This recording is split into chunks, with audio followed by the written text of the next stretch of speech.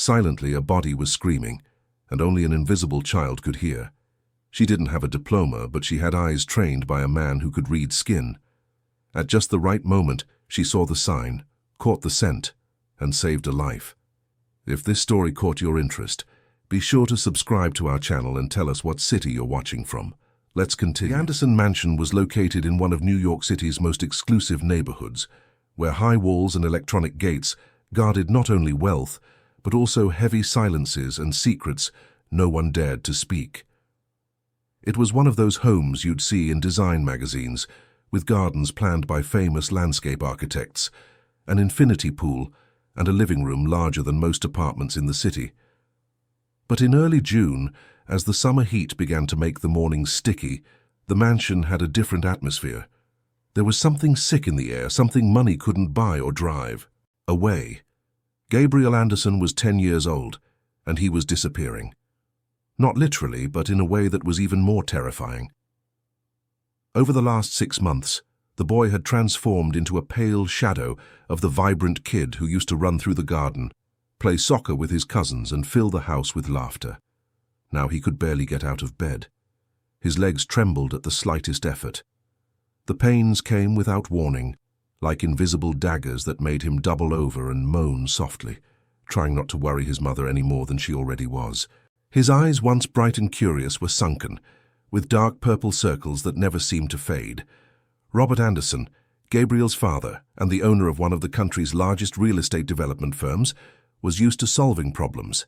He managed thousands of employees, negotiated multi-million-dollar contracts, faced down powerful competitors, and never, ever took no for an answer. But for the first time in his life, he was completely powerless. It didn't matter how many doctors he brought in, how many tests he ordered, how much money he spent. No one could figure out what was happening to his son. For the past month, the house had become a kind of private hospital. Neurologists, cardiologists, rare disease specialists, they all paraded through the marble hallways, carrying briefcases, taking notes, and speaking in low voices with grave expressions.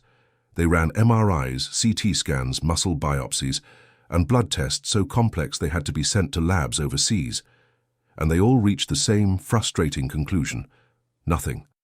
There was no tumor, no infection, no logical explanation for what was consuming Gabriel from the inside out. Robert's wife, Helen, was on the verge of a breakdown. She spent her nights awake, sitting by her son's bed, watching his every breath, every movement, as if she could stop him from getting worse by the sheer force of her gaze. Her blonde hair, always impeccable, was now pulled back in a messy bun. Her designer clothes had been replaced with comfortable sweats. She cried in the shower so Gabriel wouldn't see. She prayed to saints she didn't really believe in. She bargained with God, offering anything in exchange for her son's health. It was in this landscape of quiet desperation that Laura began to watch. She was 12 years old, the daughter of Celia, the housekeeper who had worked at the mansion for nearly a decade. Laura was a different kind of girl, she always had been. While other kids played, screamed, and ran around, she would sit quietly in a corner with a worn-out notebook on her lap, drawing or writing things no one quite understood. She was thin with olive skin, straight black hair that fell to her shoulders, and dark, deep eyes that seemed to see beyond the surface of things. Celia brought her daughter to the mansion during school breaks, when she had no one else to leave her with. Robert normally didn't like having children around during the staff's working hours, but with Gabriel's situation, he barely noticed anything that wasn't related to his son. Laura would stay in the laundry room or in the small storage room off the kitchen, reading her old notebook. It was a journal that had belonged to her grandfather, Samuel, a man who had worked as a nurse his entire life, but had an almost legendary reputation among the older folks in the Queens neighborhood, where Celia lived. Samuel never had a medical degree, he'd barely finished middle school, but people said he knew things that doctors didn't, that he could look at a sick person and see patterns, colors, and smells that others missed. He wrote everything down in that notebook, with hand-drawn sketches of the human body, strange phrases, and detailed observations about symptoms that seemed to have no logical connection. When he passed away 3 years ago, he left the journal to Laura. She was the only grandchild who showed any interest in his writings. the only one who would sit beside him in silence as he turned the yellowed pages and told stories of patients no one else could. Help. Laura carried the journal everywhere. It was her greatest treasure, and for the past few days since she started coming to the mansion more often, she had noticed something. She hadn't said anything to anyone yet, because no one would believe her. She was just the housekeeper's daughter, a strange girl who was always buried in old books, but she was seeing something no one else saw. That Thursday afternoon, Laura was sitting in the hallway, outside Gabriel's room. Her mother was cleaning the kitchen, and she had asked for permission to stay there quietly without being a bother. The bedroom door was slightly ajar. Inside, Gabriel was sitting up in bed, trying to assemble a puzzle his mother had left to distract him. Two doctors were talking to Robert in the corner of the room, discussing the possibility of trying a new experimental treatment. Helen was beside Gabriel, helping her son with the pieces. Laura watched from a distance, making no noise. She saw Gabriel pick up a puzzle piece and try to fit it into place. The movement was small, seemingly insignificant. But then it happened. The index finger on the boy's right hand began to tap. It wasn't a normal tremor. It was a rhythmic beat, 3 times, tap, tap, tap, as if his finger were keeping time. Gabriel stopped what he was doing, looking confused for a second.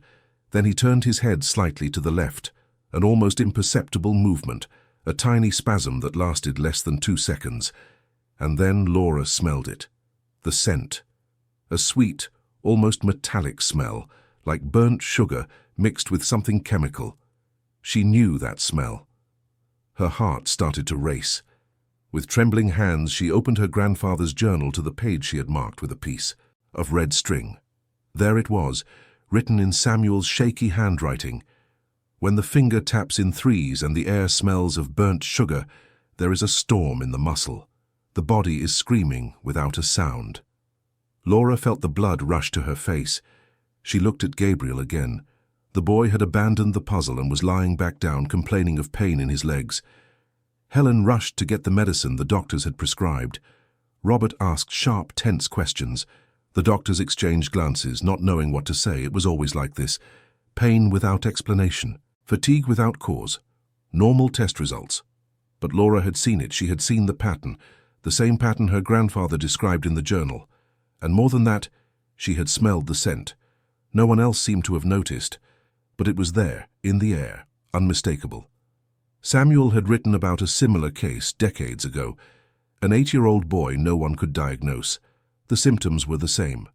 The finger tapping 3 times, the head turning, the smell of burnt sugar. And her grandfather had discovered something the doctors of that time didn't know. Something about the muscles, poisoning the body itself. Laura closed the journal and clutched it to her chest. She knew she had to speak up. But how? Who would believe her? She was a kid. She had no training. She didn't understand medicine. And what would she say? That she smelled something? That she read something in an old notebook written by a nurse without a degree? She imagined the doctor's reaction. She imagined Robert Anderson, with his expensive suit and his commanding presence, looking at her like she was crazy. But what if she was right? What if what her grandfather had written could help Gabriel? Laura stood there, torn between the fear of being ridiculed and the urgent need to do something. She looked down the empty hallway, then toward the room where Gabriel was now moaning softly in pain. Helen was holding her son's hand, telling him it would pass, that it was just another episode. But Laura saw the desperation in the woman's eyes. She saw that she no longer believed her own words. That night, as Celia finished cleaning the kitchen to go home, Laura was restless. She couldn't stop thinking about Gabriel. She couldn't forget the pattern. During dinner at their small house in Queens, Laura barely touched her food. Celia noticed her daughter was acting strange but didn't ask. She was too tired, too worried about her own job and the bills that kept piling up. Laura went to the room she shared with her mother, lay on her bed and opened her grandfather's journal again. She flipped through the pages carefully, searching for more information. Samuel had difficult handwriting, full of abbreviations and symbols only he understood. But Laura had read that notebook so many times she knew every entry by heart. She found the passage she was looking for. It was about the boy her grandfather had treated long ago. He described the same symptoms as Gabriel, and he also described what he did to help. It wasn't a magic cure. It was observation. It was waiting for the right moment. It was understanding that the body gave signals before the crisis worsened. Samuel wrote that he had asked for the boy's blood to be drawn exactly when the symptoms appeared. Not before, not after. At the precise moment the finger tapped, the head turned and the smell filled the air. Only then did they discover what was wrong. Something in the blood. Something that only appeared during the crisis. Outside of that moment, the tests were normal. That's why the doctors couldn't find anything. Laura felt a chill run down her spine. That was it. It had to be. Gabriel was being tested between crises. The doctors were drawing blood when he was stable, when the symptoms had passed. That's why they found nothing wrong.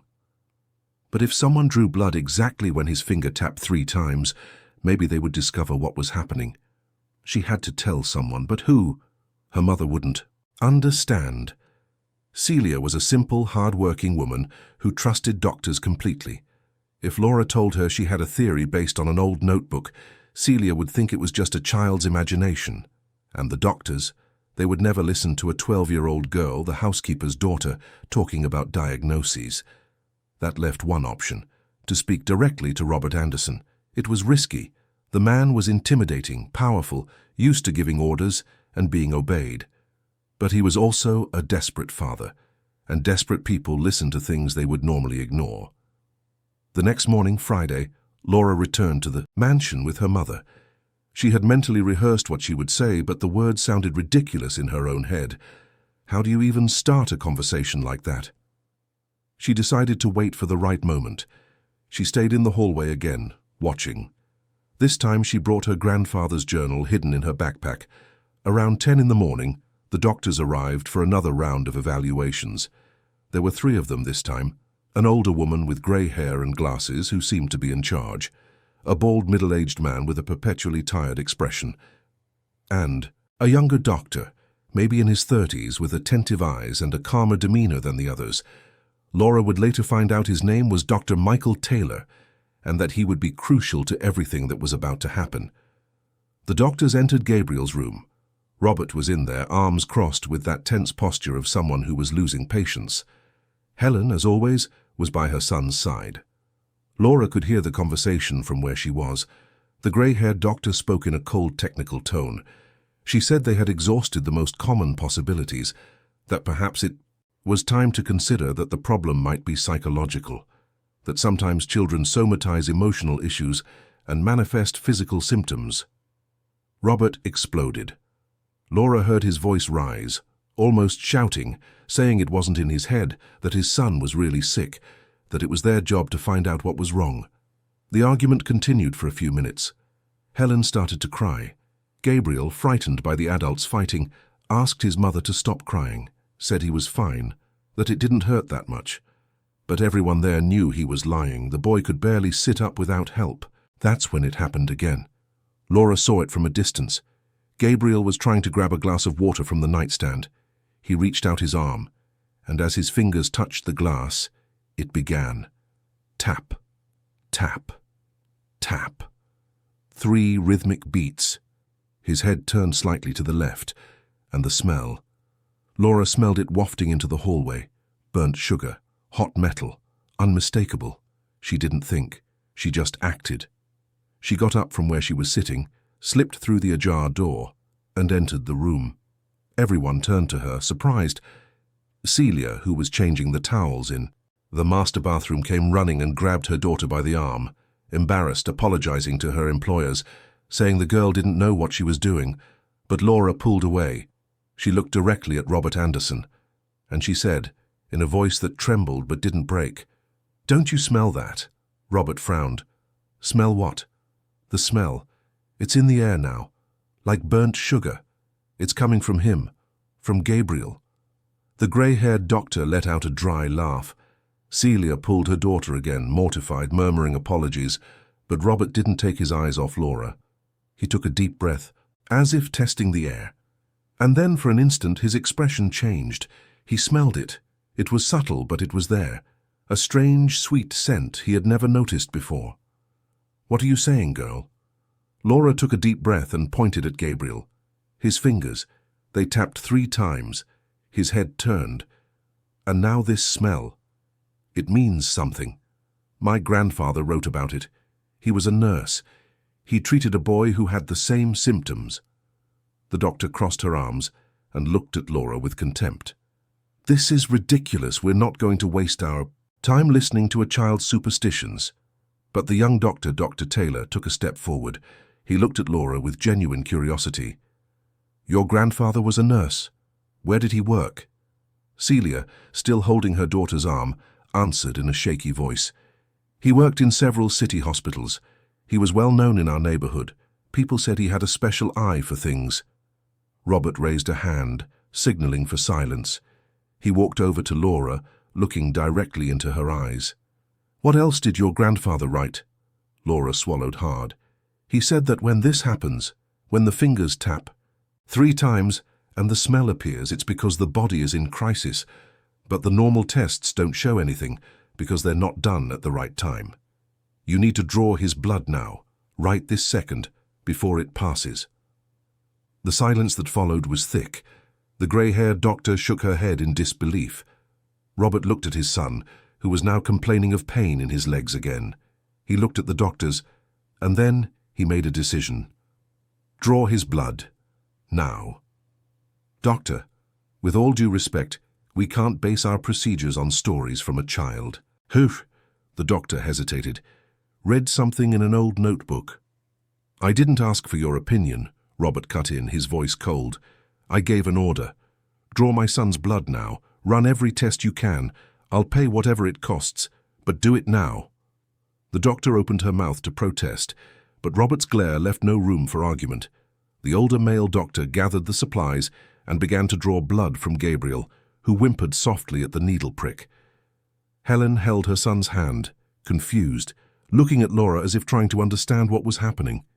Laura stood there, her heart pounding so hard it felt like everyone could hear it. Celia was pale, unsure whether to protect her daughter or just pray that she hadn't just ruined the family's livelihood. Dr. Taylor approached Laura. Do you have that notebook? Your grandfather's journal?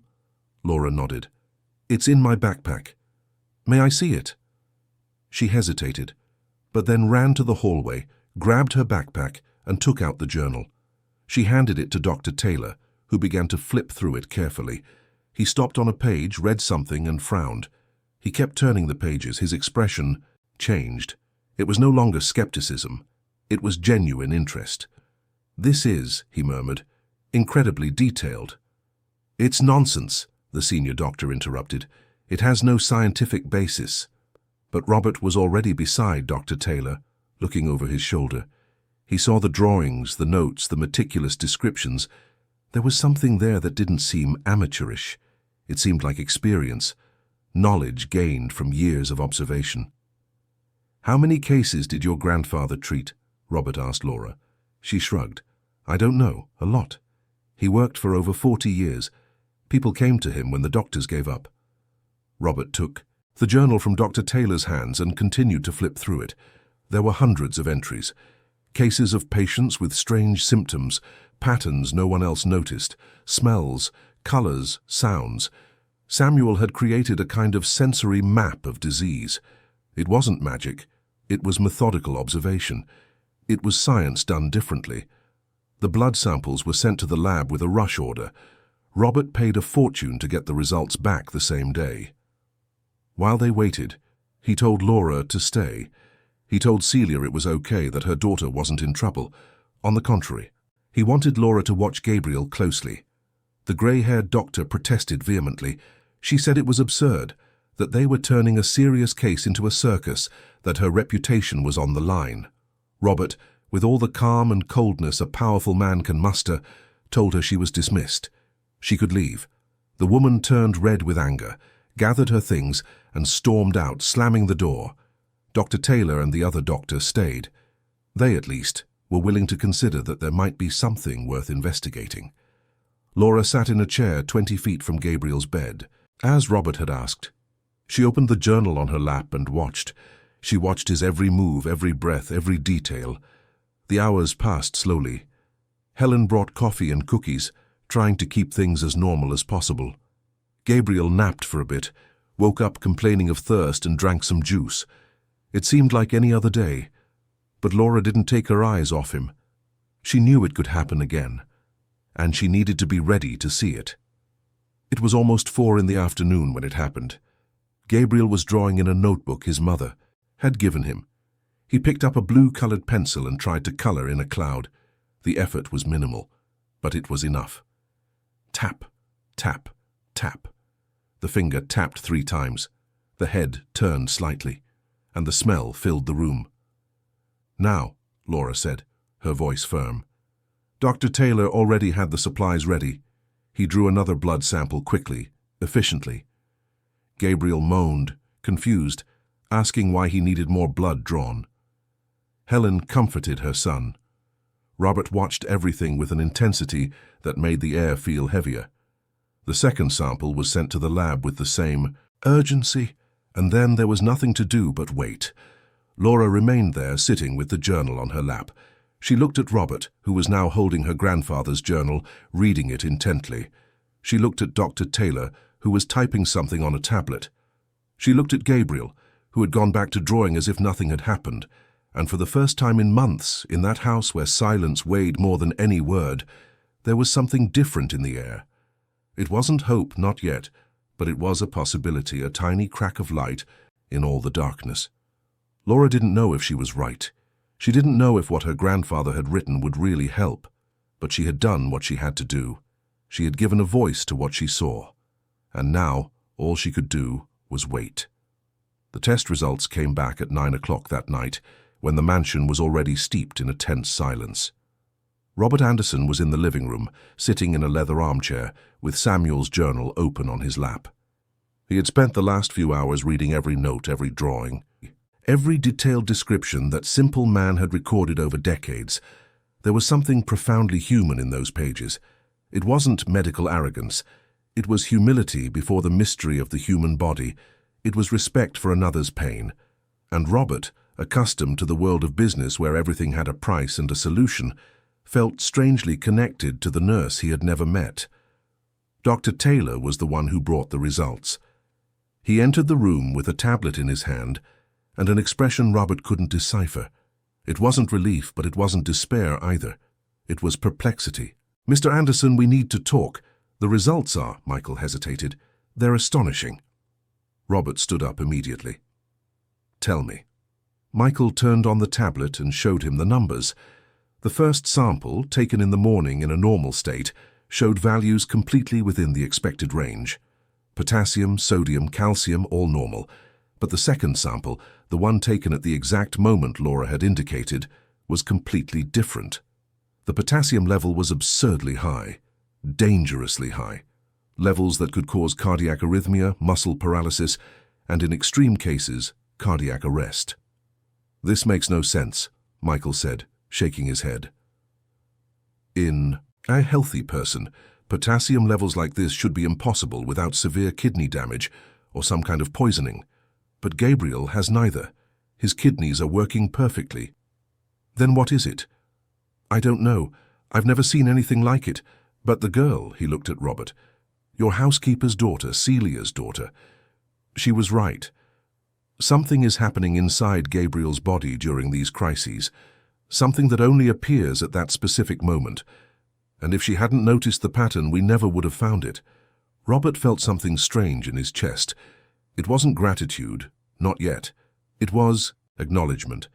A 12-year-old girl with an old notebook had seen what millions in tests and specialists couldn't.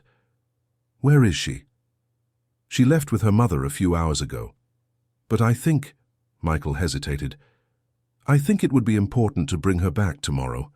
If she can identify when the crises are about to happen, we can monitor Gabriel more closely, collect more samples, try to understand what triggers this." Robert nodded. "Bring her back, and pay whatever it takes to have the best specialists here tomorrow morning.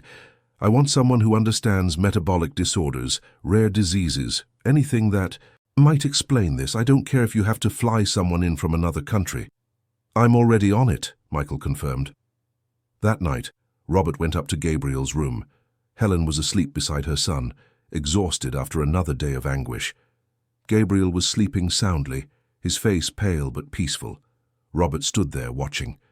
He thought of all the times he had yelled at doctors, demanded answers, threatened lawsuits, and in the end, the answer had come from a child, from a quiet, observant girl no one had taken seriously. He went back to his own room but couldn't sleep. He lay awake, thinking about the journal, about Samuel, about Laura. For the first time in months he felt something like hope. It wasn't a cure, but it was a step. It was a path forward. The next day, Saturday, Celia got a call at 6 in the morning.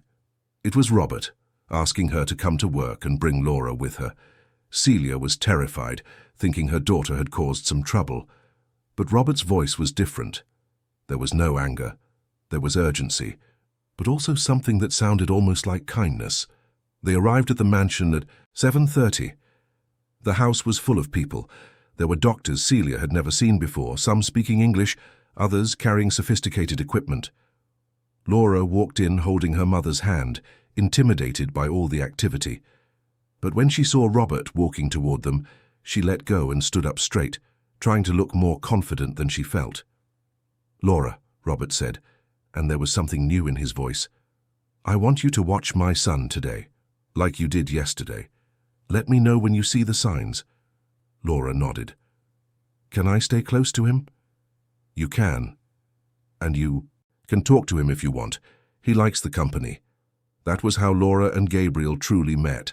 Until then, they had only seen each other from a distance, fleetingly. Laura was the invisible daughter of the staff. Gabriel was the sick boy everyone treated like he might break at any moment. But that morning, when Laura entered the room and sat in the chair next to his bed, everything changed. "Hi," Gabriel said, his voice weak but curious. "You're the girl who smelled the smell." Laura gave a shy smile. "I am. My name's Laura." "I'm Gabriel, but I guess you already knew that." "I know. Do you like to draw?" Gabriel looked at the notebook on the nightstand. "I used to. Now I can't hold the pencil right. My hand gets all shaky."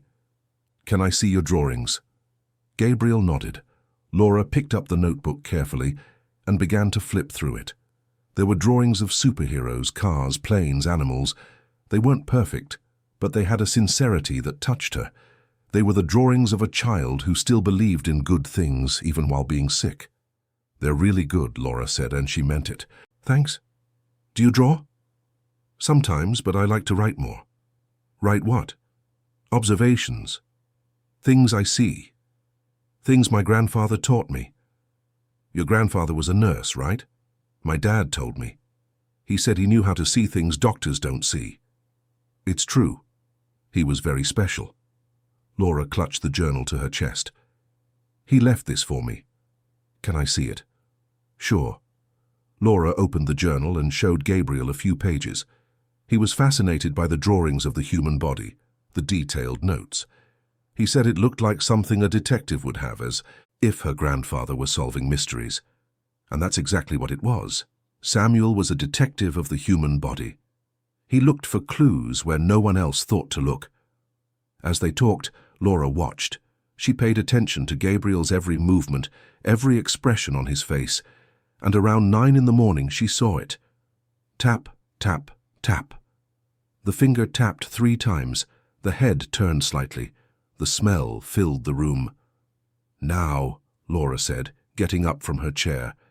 Dr. Taylor, who was in the room with 2 other specialists, rushed to draw the blood. This time, they not only drew blood, but also ran a series of other tests at the exact moment of the crisis.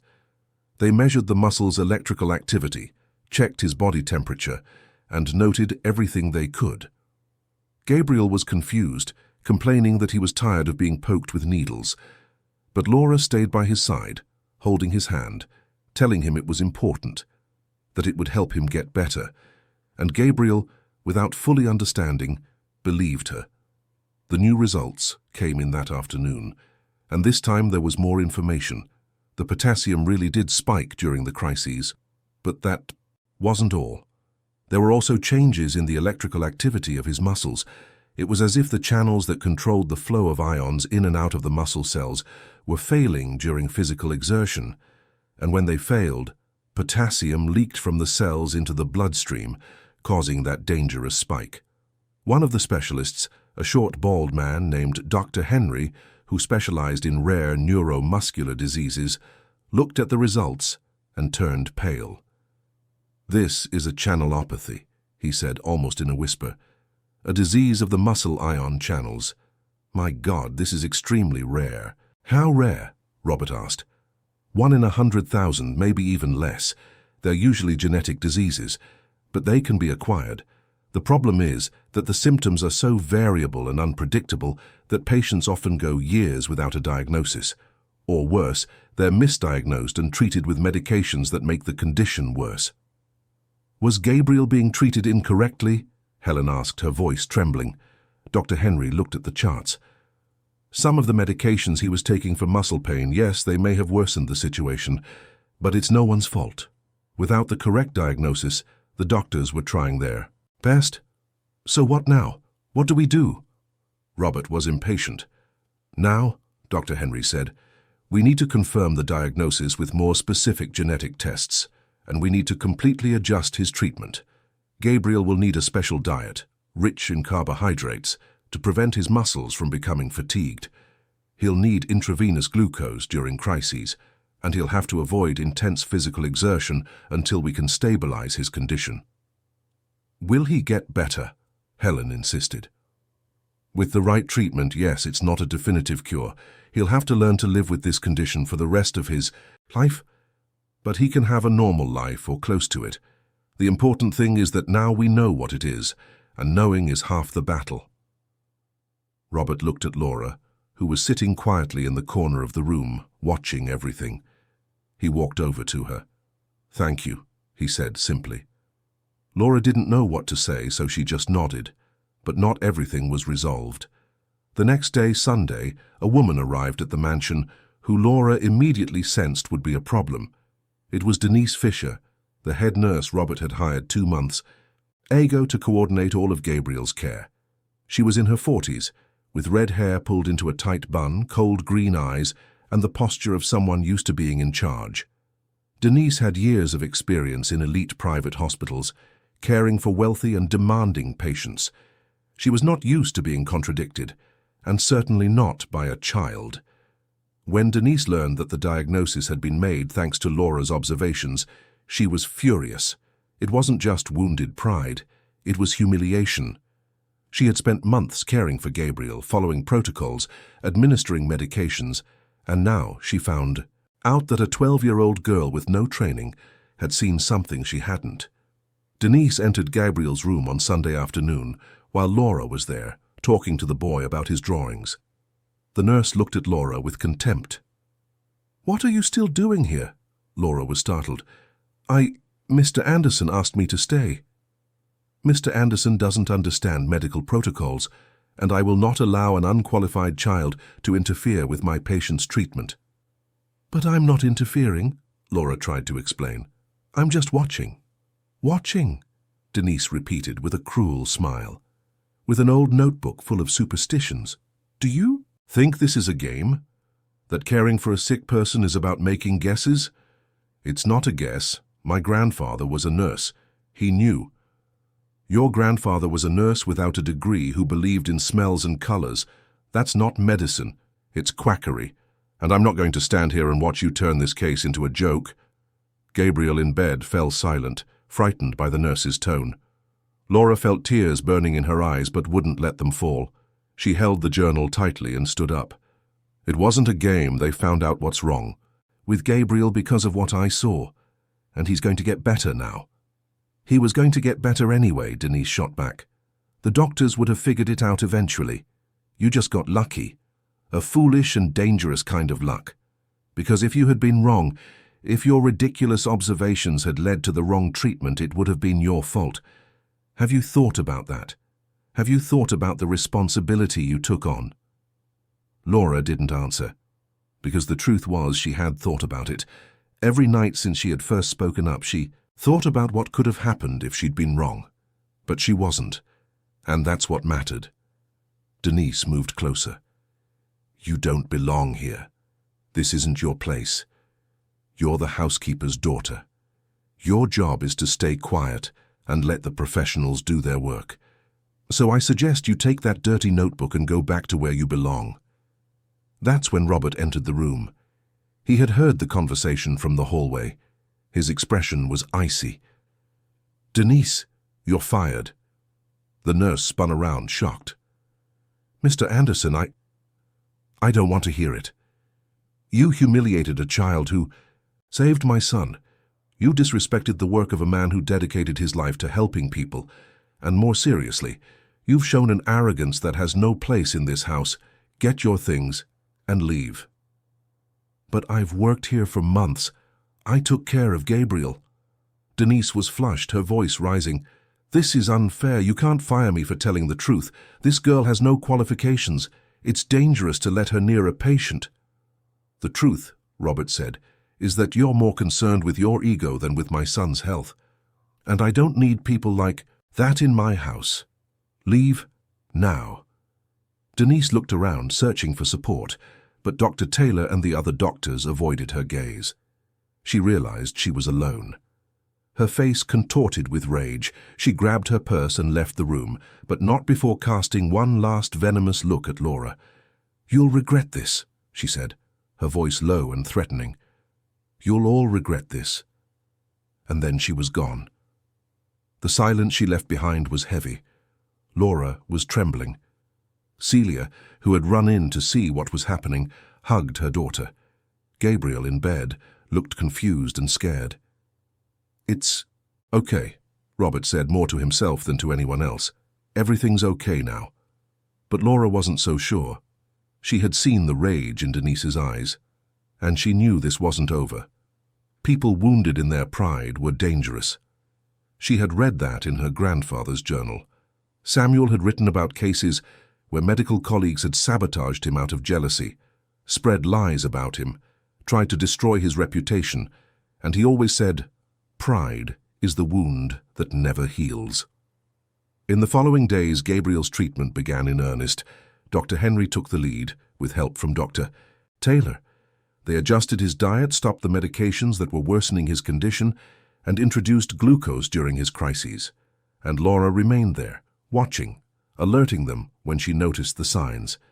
She became part of the team, in an unofficial but essential way.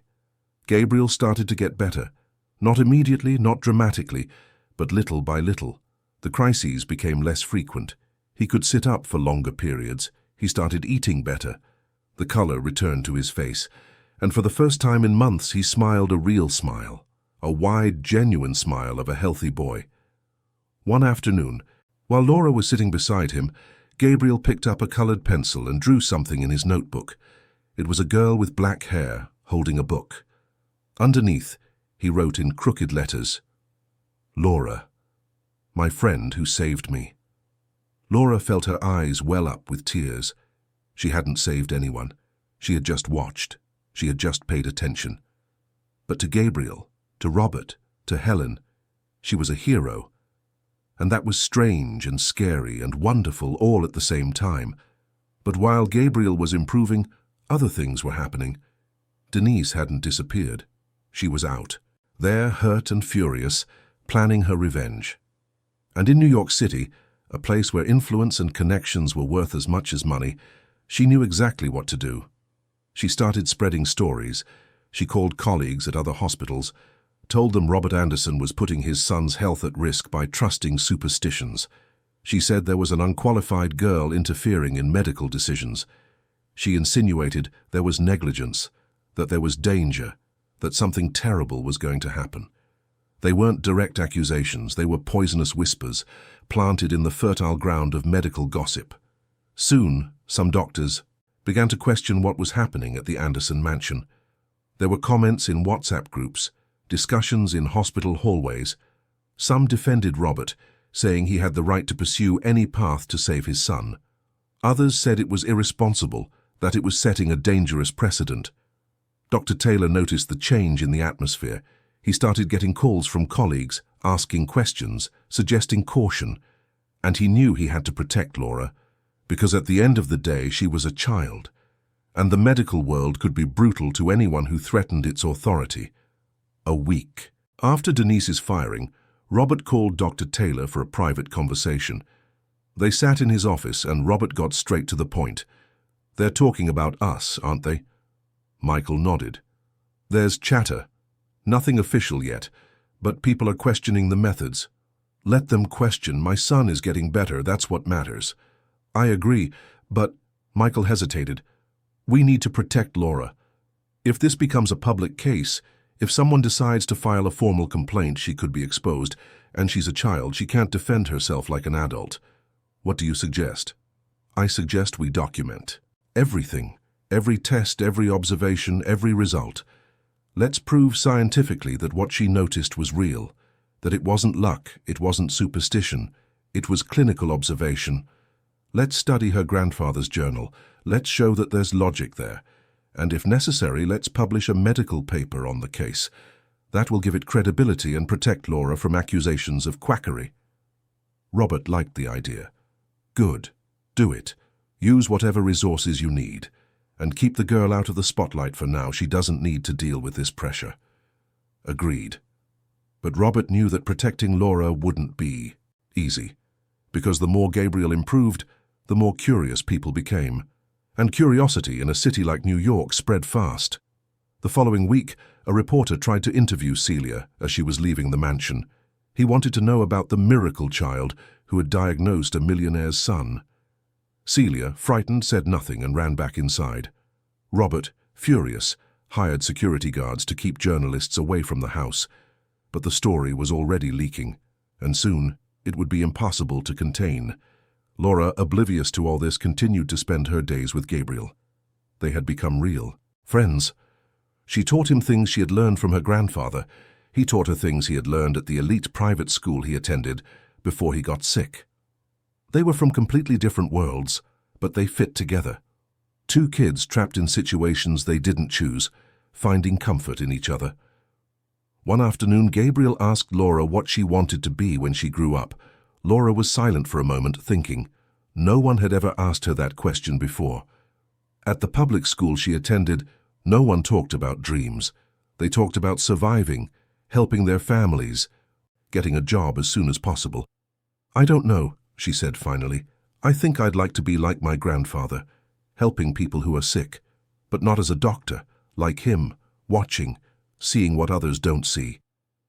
"You'll do it," Gabriel said, with the certainty of someone who had never doubted anything. "You're special, Laura, just like your grandfather." Laura smiled. And in that moment, in that room filled with afternoon light, she believed him. She believed that maybe, just maybe, she could be special too. Not because she was rich or had a degree, but because she saw. And seeing, as Samuel always said, was the greatest gift anyone could have. But outside in the shadows, Denise was still waiting, and her revenge was just beginning. Robert Anderson was not a man who left loose ends. The more he read Samuel's journal, the more intrigued he became. Those yellowed pages contained decades of practical knowledge, meticulous observations about symptoms that formerly trained doctors ignored. There was something there that transcended simple experience. It was almost as if the old nurse had developed his own language for communicating with the human body. And Robert, driven by a gratitude that grew with each day Gabriel improved, decided he needed to know more about who this man had been. And so, 2 weeks after Gabriel's diagnosis, Robert hired a private investigator. It wasn't to spy on anyone or dig up dirt. It was to find Samuel's story, to discover where he had worked, who he had treated, what mark he had left on the world. Because Robert had a feeling there was an injustice there, a recognition that never came, a life of dedication that had remained invisible simply because there was no diploma on the wall. The investigator, a middle-aged man named Paul, took 3 days to start putting the puzzle together. Samuel Miller had worked in at least 7 different city hospitals over a 42-year career. He started as a nursing assistant at Metropolitan University Hospital in the 70s, when New York was a smaller, less chaotic city. He worked in emergency rooms, on medical wards, even at a leper colony that operated in the Bronx. Always in the toughest places, where doctors didn't want to be, where the cases were complicated and resources were scarce. Paul managed to locate some of Samuel's former colleagues. Most were already retired, some in frail health, but they all remembered him. And the stories they told were remarkable. They spoke of a quiet, humble man who never sought the spotlight, but had an uncanny talent for noticing when a patient was deteriorating before the monitors showed any change. He could identify infections by their smell, impending seizures by subtle changes in skin color, cardiac problems by the rhythm of a person's breathing. A retired nurse named Mrs. Carmen, who had worked with Samuel at the City Employees Hospital in the 80s, told Paul a story that left him stunned. Man had come to the hospital with abdominal pain. The doctors thought it was appendicitis and were prepping him for surgery. But Samuel approached the patient, observed him in silence for a few minutes, and said it wasn't the appendix. He said it was the intestine, that there was a blockage higher up, and that the color of the patient's eyes was changing to a very specific shade of yellow. The doctors ignored him, thinking he was making things up. They performed the appendectomy. The appendix was normal. 3 hours later, the patient began to show signs of jaundice. Samuel had been right. It was a liver problem causing a bile duct obstruction. But by the time they figured it out, it was too late. The patient suffered serious complications and was hospitalized for months. After that, Mrs. Carmen said, some doctors started paying attention to what Samuel said, but others grew resentful. They felt he was overstepping his bounds, that he was placing himself above their academic training. There were conflicts. There were attempts to transfer him to less important departments. But Samuel kept doing what he always did, observing, writing, and caring. Paul also discovered something surprising. In 1992, Samuel had been nominated for a Medal of Honor for his service to public health. The nomination came from a group of patients he had helped, simple people who had banded together to write a letter to the Department of Health. But the medal was never awarded. Someone had blocked it. Paul gained access to the old files and found notes in the margins of the application. There were disparaging comments, suggesting that Samuel was not qualified enough to receive an official honor, that it would set a dangerous precedent to reward someone without a higher education degree. When Robert read the investigator's report, he felt a cold anger. This man had saved lives, had developed unique and valuable knowledge, and had been ignored and humiliated by the system, not just ignored, actively blocked from receiving recognition. And now, years later, his granddaughter was facing the same kind of resistance. Robert decided he was going to fix this. He couldn't bring Samuel back, but he could honor his memory, and he could protect Laura from suffering the same fate. Meanwhile, at the mansion, Gabriel continued to improve every day. He could already walk around his room without help, was eating with a healthy appetite again, and was laughing at the silly jokes Laura told. The improvement was so obvious that even Helen, always tense and worried, began to relax. She started to look at Laura with a mixture of gratitude and admiration that the girl didn't quite know how to handle. One afternoon, Helen asked Laura to talk in the living room. They sat together on the sofa, and Helen took the girl's hand. "I wanted to thank you," Helen said, her voice thick with emotion. "You saved my son. I don't know how, I don't know why, but you saw what no one else saw, and I will never forget it." Laura felt awkward. "I just watched. It was my grandfather who knew things. Your grandfather taught you how to see. That's a gift, Laura. Don't let anyone convince you otherwise." Laura nodded but said nothing. She didn't feel special. She just felt like someone who had paid attention. But maybe, she thought, paying attention was rarer than she had imagined. That same week, Dr. Taylor brought news. He had begun to study Samuel's journal more systematically, noting the cases, comparing them with modern medical literature, trying to understand the logic behind the observations. And he was discovering fascinating things. Many of Samuel's descriptions, which seemed mystical or intuitive at first glance, had a real scientific basis. The smell of burnt sugar, for example, was related to certain metabolic disorders where ketones were released. The change in eye color he described in liver cases was the onset of jaundice, detected before it became clinically obvious. The pattern of tremors he identified was related to abnormal electrical activity in the muscles. Samuel wasn't a mystic. He was extremely observant. Over decades, he had developed an ability to detect early signs of disease using all his senses, not just instruments. And in an era without CT scans, MRIs, or sophisticated lab tests, that ability was invaluable. Dr. Taylor was so impressed that he decided to write a paper on Gabriel's case, including Laura's observations and Samuel's journal. He submitted the article to a prestigious American medical journal. It wasn't just for academic recognition. It was to document, officially and scientifically, that there was value in that empirical knowledge, and to protect Laura from accusations of quackery. But not everything was calm.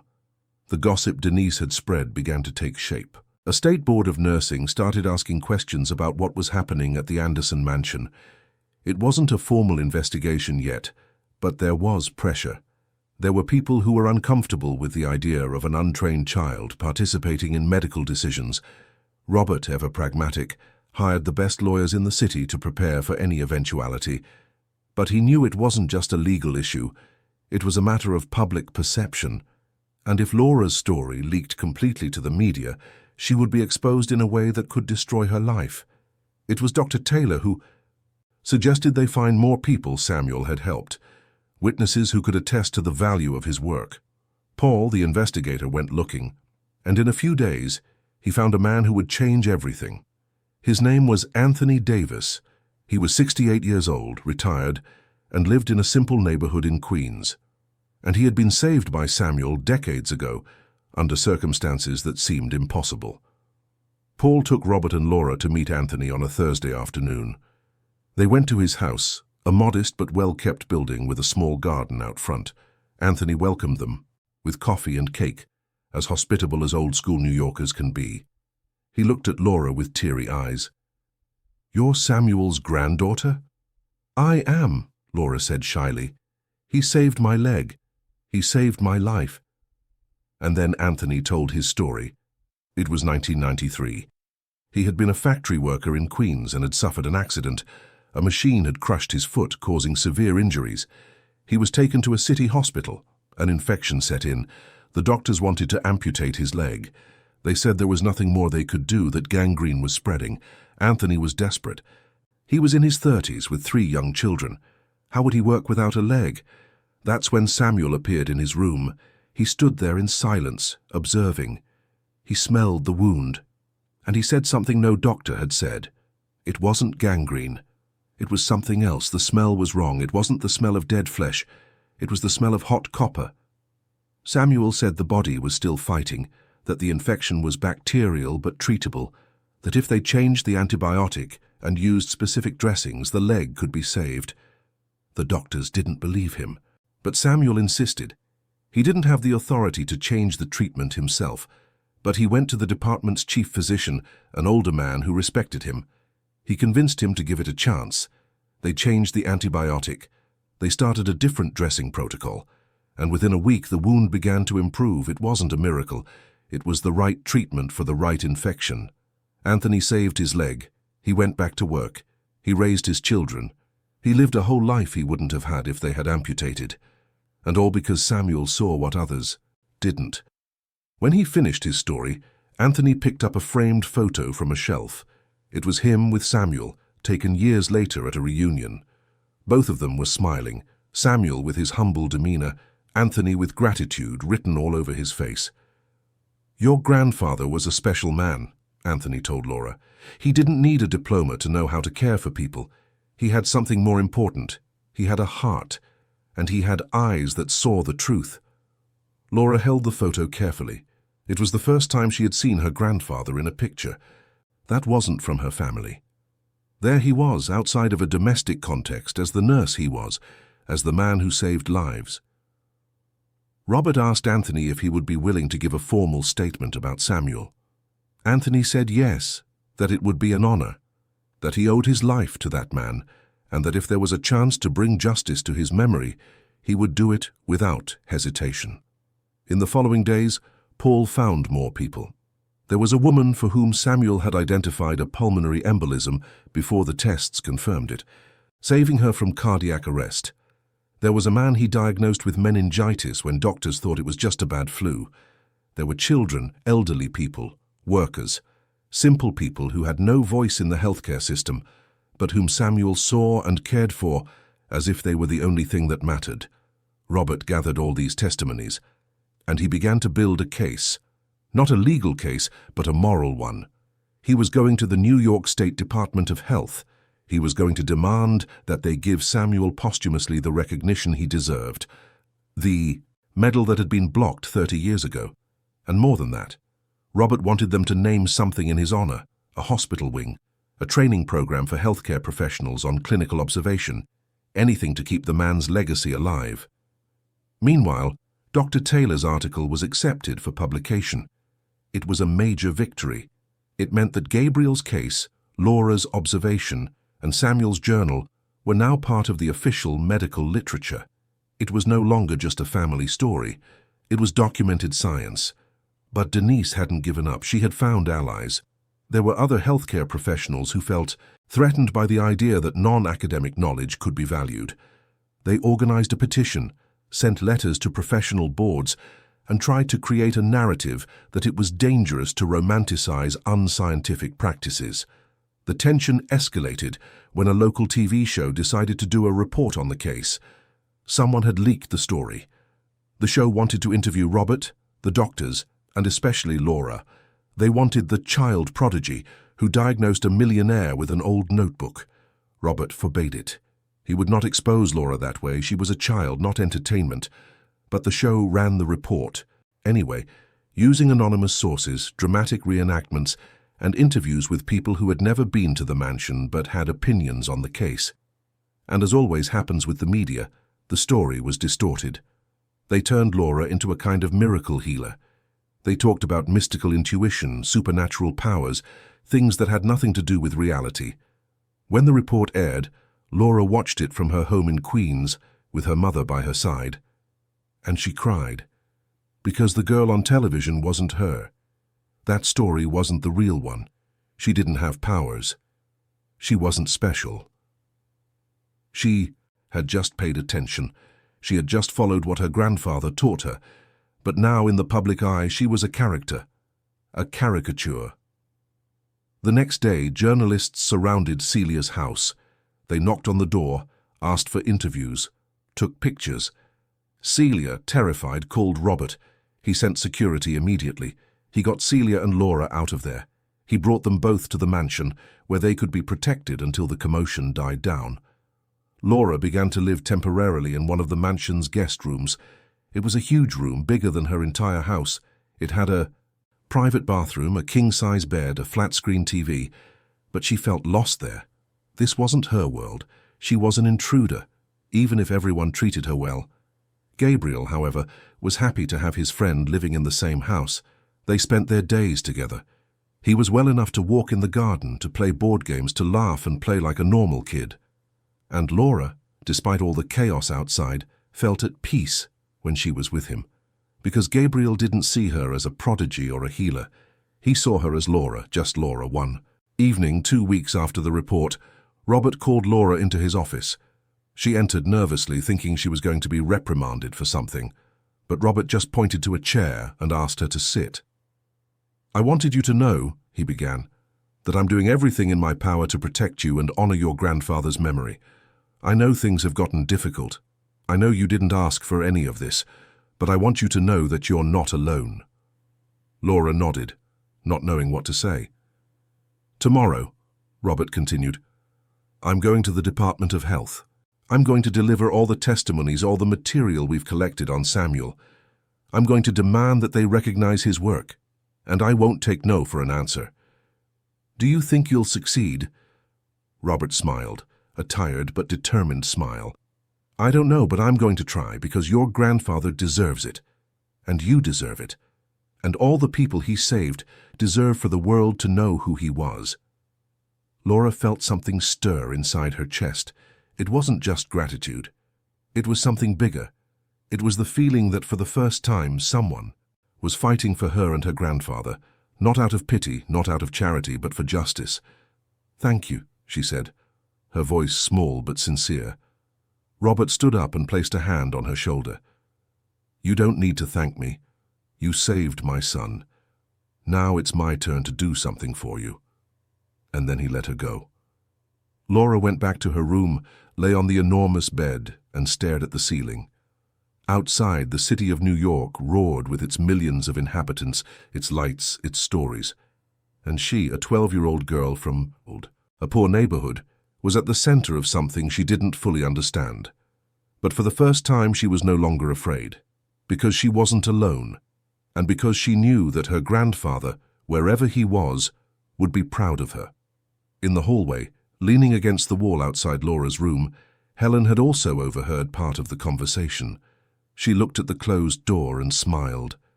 That girl had changed everything. She had saved Gabriel. She had brought hope. And now, she was even changing Robert, transforming a tough, pragmatic man into someone who fought not just for his own interests, but for justice. Maybe, Helen thought, that was the greatest healing of all, not just of the body, but of the soul. The morning of the day, Robert Anderson went to the New York State Department of Health, dawned overcast, with that heavy air that precedes rain. He woke up early, put on one of his most sober suits, and picked up the leather briefcase where he had meticulously organized all the documents: testimonies from patients saved by Samuel, certified copies of pages from the journal, Dr. Taylor's scientific paper that was about to be published, letters of support from doctors who recognized the value of the nurses' work, and even old photographs Paul had managed to find in hospital archives. Helen walked him down to the garage. She held her husband's hand before he got into the car. "You're going to do this," she said with a conviction that surprised them both. Robert nodded. It wasn't just for Samuel. It was for Laura. It was for Gabriel. It was for all the people who had been invisible in the healthcare system and deserved to be seen. On the way inside the armored car driven by his trusted chauffeur, Robert reread a few passages from Samuel's journal. There was one entry that particularly moved him. It was from 1986. Samuel had written, "Today, I saved a man everyone had given up on. It wasn't because I was smarter than the doctors. It was because I didn't give up on looking. Never give up on looking. The body always tells its story. We just need the patience to listen." Robert closed the journal and looked out the window. New York City rushed by outside, chaotic and indifferent. But today he was going to make the city pause for a moment. He was going to make at least one small part of the system recognize that there was value in looking closely, in caring with humanity. The meeting at the Department of Health was scheduled for 10 o'clock. Robert arrived 15 minutes early. He was greeted by aides who led him to a conference room on the 6th floor. 5 people were waiting: the health commissioner, a tall, gray-haired man named Augustus Price, 2 technical advisors, the department's head of human resources, and a lawyer from the legal department. All of them wore formal, unwelcoming expressions. Robert was not intimidated. He had negotiated with politicians, international businessmen, billionaire investors. He knew that power wasn't just in money, it was in the narrative. And he had an unbeatable narrative. "Gentlemen," he began, without preamble, "I've come here to right a wrong. In 1992, a nurse named Samuel Miller was nominated for a Medal of Honor. That nomination was blocked by prejudice and institutional arrogance. Today, 30 years later, I am here to demand that this recognition be granted posthumously." Commissioner Augustus Price crossed his arms. "Mr. Anderson, with all due respect, we can't simply review administrative decisions from decades ago. Without substantial reason, there was a process at the time. There were evaluations. And there was injustice," Robert cut in. "I have here," he opened the briefcase, "testimonies from 23 people Samuel Miller saved, 23 lives that would not exist today if it weren't for him. I have a scientific paper that will be published in a prestigious medical journal proving that his knowledge had a real basis, that his observations were clinically valid, and I have evidence that the denial of the medal was motivated not by a lack of merit, but by academic elitism." He distributed copies of the documents across the table. The advisors began to flip through them, their expressions changing from disinterest to surprise. The head of human resources, a middle-aged woman with thick glasses, read Anthony Davis's testimony. When she finished, she looked at Robert with a different expression. This is, she hesitated, quite moving. But posthumous recognition requires approval from multiple bodies. Then approve it, Robert said firmly. Do what needs to be done. I'm not leaving here without a positive answer. Commissioner Price was an experienced politician. He knew how to recognize when he was in a vulnerable position. If he refused, Robert could go to the press with this story, and it would be a very different press from the one that had run the sensationalist report on Laura. This would be a story of injustice against a public health worker, a humble man who dedicated his life to saving lives and was ignored by the system. It was the kind of story that generated public pressure, and public pressure on the eve of an election was dangerous. Mr. Anderson, Augustus said, changing his tone, I'll be frank with you, your son's case has caused a stir. There's pressure from professional boards questioning the unorthodox methods used. There's concern about precedents. If we formally recognize this nurse's work, we would be validating practices that could be controversial. Robert leaned forward, his eyes fixed on the commissioner. My son was dying. Dying, Commissioner. No degreed doctor, no international specialist, no state-of-the-art test could figure out what was wrong. It was a 12-year-old girl, using observations written down by her nurse grandfather, who noticed the pattern. And thanks to that, my son is alive. Now you tell me, which precedent do you think is more dangerous? Acknowledging that there is value in different forms of medical knowledge, or ignoring effective solutions because they don't come with diplomas from elite universities? The silence in the room was thick. The lawyer from the legal department was scribbling notes rapidly. One of the technical advisors cleared his throat. There is, he said, merit in what is being presented. I would say we can recommend the granting of the posthumous medal. As for additional recognition, we would need more time to evaluate. No, Robert said. That's not enough. I want you to name something in honor of Samuel Miller. A wing in a city hospital. A training program on clinical observation. Something tangible that will keep his legacy alive and inspire other healthcare professionals to value not just technology, but also humanity and attentiveness. Augustus Price looked at his advisors. Glances were exchanged, political calculations made in real time. Finally, the commissioner nodded. All right, I will authorize the creation of a training program in clinical observation and humanization of care, to be named the Samuel Miller Program, and I will personally ensure that the posthumous medal is awarded in a public ceremony within 30 days. Robert felt something release in his chest. It wasn't just victory, it was justice, belated, but justice nonetheless. And one more thing, he added. His granddaughter Laura needs protection. There has been undue media exposure. There has been harassment. I want assurances that she can return to her normal life without being hounded. That's outside our jurisdiction, the lawyer said, but I can connect you with the Attorney General's office. They can issue recommendations for the protection of minors exposed in the media. Do it. Today. They did. In less than 2 hours, Laura was under legal protection from unauthorized exposure. Any media outlet that published her image or name without parental consent would be subject to legal action. It wasn't a perfect solution, but it was something. When Robert returned to the mansion at noon, he found Laura and Gabriel in the garden. They were playing with a soccer ball, or trying to. Gabriel still hadn't regained all his strength, but he was happy, running with that wide smile of a healthy boy. Laura was laughing, trying not to kick the ball too hard so she wouldn't hurt him. Robert stopped on the porch, watching. Helen appeared beside him, following her husband's gaze. They're just kids, she said softly. In the middle of all this chaos, sometimes we forget they're just two kids who became friends. It's true, but one of them saved the other, and that's extraordinary. All children are extraordinary, Helen replied. We're the ones who sometimes don't pay attention. Robert looked at his wife.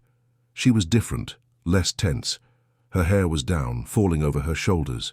She was wearing a simple cotton dress, no jewelry. She looked younger, lighter, more alive. You've changed too, he said. We all have. When you think you're going to lose a child, your priorities become very clear, very quickly. Robert nodded. He called Laura and Gabriel, asking them to come up to the porch. They came running, sweaty and happy. "Laura," Robert said, "I have news. Your grandfather is going to receive the medal he was denied 30 years ago, and they're going to create a training program in his name. Samuel Miller will no longer be forgotten." Laura was silent for a long moment. Then, without warning, she began to cry. They weren't sad tears. They were tears of relief, of justice, of acknowledgement for something she didn't even know she had been carrying. The weight of her grandfather's invisibility. The weight of knowing he had been special and that no one had recognized it. Gabriel held her hand, saying nothing. He understood. After all, he had been invisible in a way too. Invisible within his own illness, misunderstood by everyone until Laura truly saw him. That afternoon, Celia was called to speak with Robert and Helen. She entered the living room with the nervousness of someone who had always felt like a subordinate. But Robert and Helen invited her to sit, not as an employee but as an equal. "Celia," Helen began, "we want to do something for you. And Laura. We know life hasn't been easy, and we know you were dragged into a situation you didn't ask for." Celia nodded, unsure of where this was going. Robert continued, "We're going to establish an educational fund for Laura. She'll be able to attend the best private school in New York, have access to tutors, courses, anything she wants. And when it's time for college, everything will be paid for. If she wants to study medicine, nursing, biology, any field, she will have our full support." Celia began to cry, not silent tears, deep sobs, years of struggle and worry finally finding release. Helen got up and hugged the woman, holding her as she wept. "You deserve it," Helen said, "and Laura deserves it. You both saved my son. I can never thank you enough." "But this isn't charity," Robert clarified. "It's an investment. Laura has a real talent, a unique eye, and that talent needs to be cultivated, developed. She can make a difference in the world. She can help many other people, but she needs opportunities that neither you nor I had when we were young." Celia wiped her tears, trying to regain her composure. "I don't even know what to say. I always wanted Laura to have better chances than I did. I always worked so hard to give her the best I could, but on my own You're not alone anymore," Helen interrupted. "We're family now, not by blood, but by choice, and that's just as strong." At that moment, Laura appeared at the door. She had overheard part of the conversation. She looked at her mother, at Helen, at Robert, and for the first time since it all began, she allowed herself to truly believe that maybe, just maybe, the future could be different from what she had always imagined. The following weeks were a period of adjustment. The sensationalist news report had lost steam, replaced by more recent stories. Denise, frustrated by the lack of consequences she had hoped to provoke, eventually gave up her crusade. Dr. Taylor's paper was published, sparking healthy discussions in the medical community about the importance of clinical observation. Some criticized it, many applauded. But the important thing was that the conversation was happening.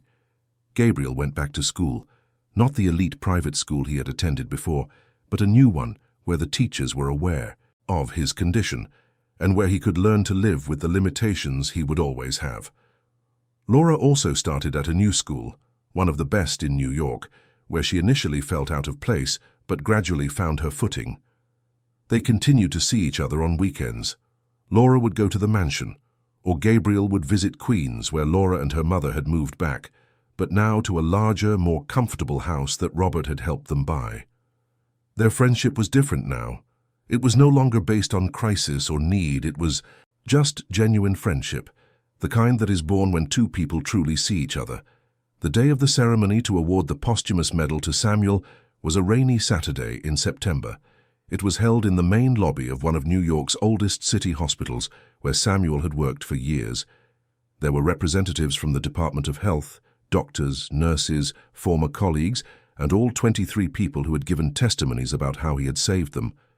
Laura went up on stage to receive the medal on behalf of her grandfather. She was nervous, wearing a simple navy blue dress that Helen had helped her pick out. Celia was in the front row crying with pride.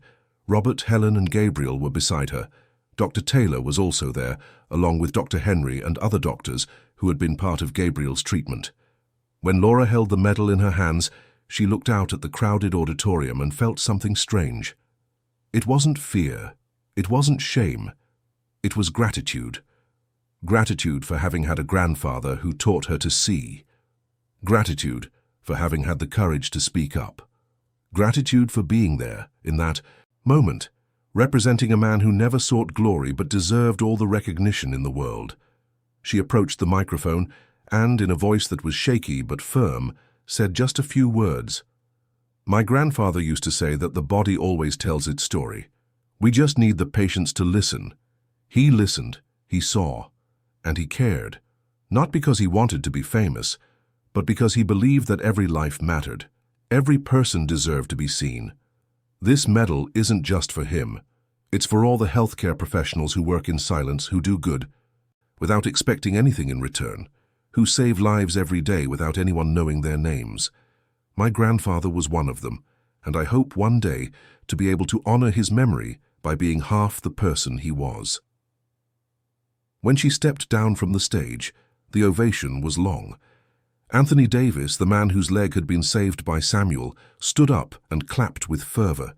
Soon, everyone was on their feet. It wasn't just for Laura. It wasn't just for Samuel. It was for everything that moment represented. It was the acknowledgement that there are many ways of knowing, that there are many ways of caring, and that sometimes the answers we seek are not in the obvious places. After the ceremony, there was a small reception. Laura was surrounded by people wanting to congratulate her, thank her, tell her stories about her grandfather. She listened to each one attentively. Each story was a piece of Samuel she hadn't known, and each one made her love him even more. Robert approached her during a quiet moment. "Your grandfather would be proud," Laura smiled. "I think he'd be more proud to know that Gabriel is okay. He always said that recognition doesn't matter. What matters is the care." "A wise man," Robert said, "and you are his worthy granddaughter."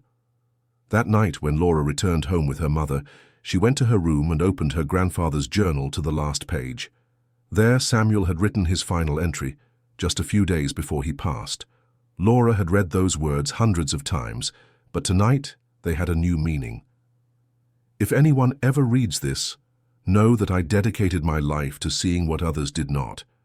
Not because I was special, but because I believed that every life deserves to be seen completely. Don't give up on looking, don't give up on listening. The world is full of stories that need to be told, pains that need to be cared for, people who need to be seen. If you are reading this, promise me you will look, promise me you will see, and promise me you will care." Laura closed the journal and clutched it to her chest. She promised, silently, to herself and to her grandfather. She promised she would look, she would see, she would care. She didn't know exactly how yet. She didn't know what path she would follow, but she knew she had a purpose, and that, for the first time in her life, was enough. In the next room, Celia prayed in thanks. Thanks for the father she had, for the daughter she raised, for the opportunities that were finally appearing. She was not a woman of many words, but her prayers that night were the most sincere of her life. And at the mansion, on the other side of the city, Gabriel slept soundly for the first time in months, without pain. Helen sat by his bed, just watching her. "Son, breathe." Robert entered the room silently and stood beside his wife. They said nothing. They just stood there. Two parents who had almost lost everything and now had a second chance.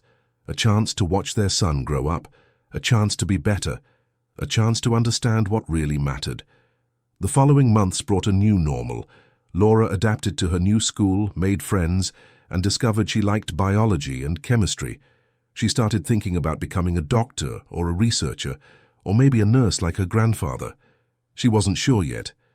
But she had time, she had opportunities, and she had people who believed in her. Gabriel grew strong and healthy, learning to manage his condition. He would never again be a boy without limitations.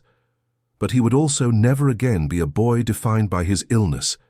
He was just Gabriel, a 10-year-old boy who liked to draw, play soccer carefully, and who had a special friend who had changed his life forever. The Samuel Miller program was officially launched 6 months after the ceremony. It was a training course for healthcare professionals on clinical observation, humanization of care, and attention to the subtle signs that technology doesn't always detect. Laura was invited to the inauguration. She didn't make a long speech.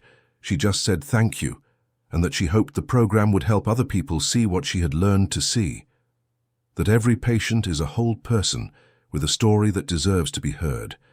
And so slowly life returned to its course. But nothing was the same.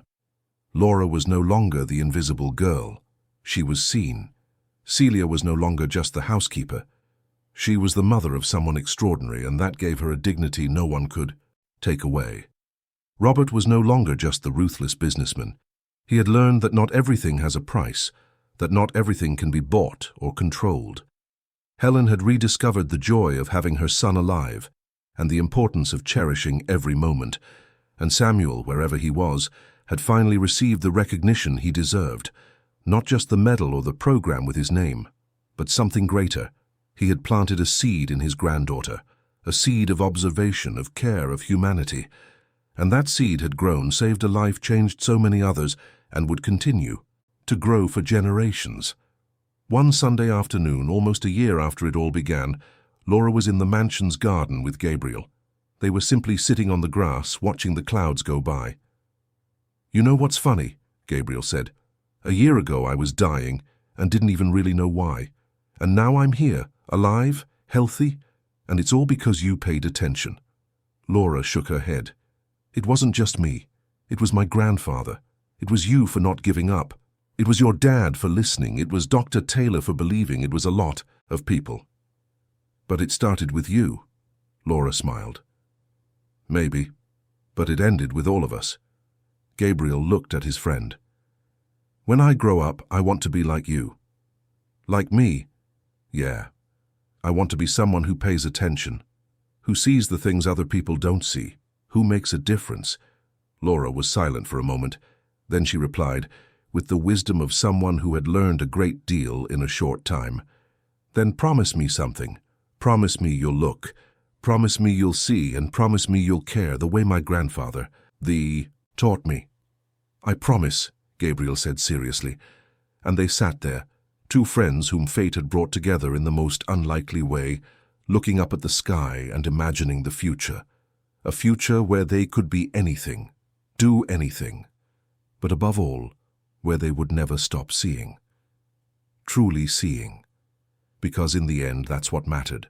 Not the diplomas, not the money, not the recognition. It was the ability to look at another person and see them completely, to hear what the body screams in silence, to care with humanity, to never ever give up on believing that every life deserves to be seen, valued, and protected. And Laura, granddaughter of Samuel, heir not to a fortune but to eyes that knew how to see, would carry that legacy wherever life took her, not because she was special, but because she had chosen to be. And sometimes the choice is all we need to change the world. One look at a time, one life at a time, one story at a time. The rain began to fall softly, fine droplets that wet the garden and made the grass smell of fresh earth. Laura and Gabriel ran inside, the house laughing, calling for Helen to make hot chocolate. And as they ran, as they laughed, as they lived that simple, perfect moment, neither of them realized what they already knew in their hearts, that they had become part of something bigger, something that had begun decades ago with a humble nurse and would continue long after they were all gone. Because the best stories never really end. They just transform. They are passed from one generation to the next. They change form but keep their essence.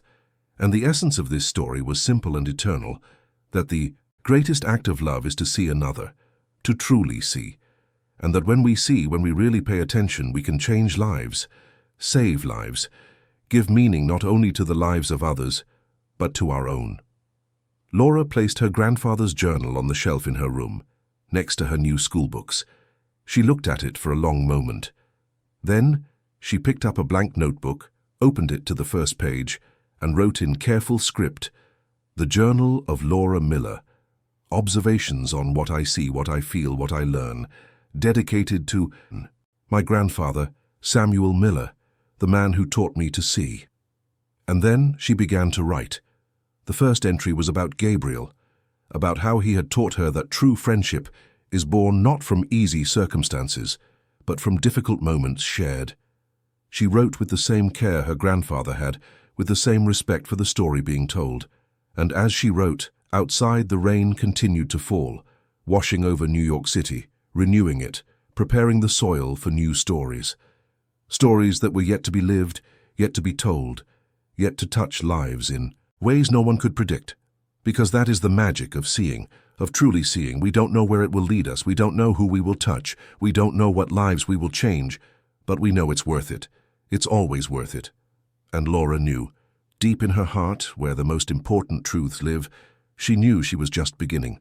That there was a whole world of people waiting to be seen, of stories waiting to be heard, of lives waiting to be cared for. And she was ready, with her grandfather's legacy in her heart, with friends by her side, with opportunities ahead. She was ready to look, to see, to care, because that's what we do when we are seen. When someone finally sees us for who we truly are, we learn to see others. And so, step by step, look by look, act of care by act of care, we change the world, one heart at a time. Hey everyone, we hope the story of Laura, Gabriel and Samuel touched your heart as deeply as it touched ours. If you were moved by the journey of this courageous girl who honored her grandfather's legacy and saved a life just by paying attention, please hit that like button, subscribe to our channel, and tell us in the comments which moment stood out to you the most. Was it the first time Laura found the strength to speak up? Was it the belated but just recognition of Samuel? Was it the pure friendship between Laura and Gabriel? We want to know what resonated with you. Every day, we bring you intense and transformative stories like this one, revealing the deepest and truest side of the human soul. Stories about overcoming adversity, justice, friendship, and the courage to be seen. We'll see you in the next episode, where a new story will touch your life in ways you can't even imagine.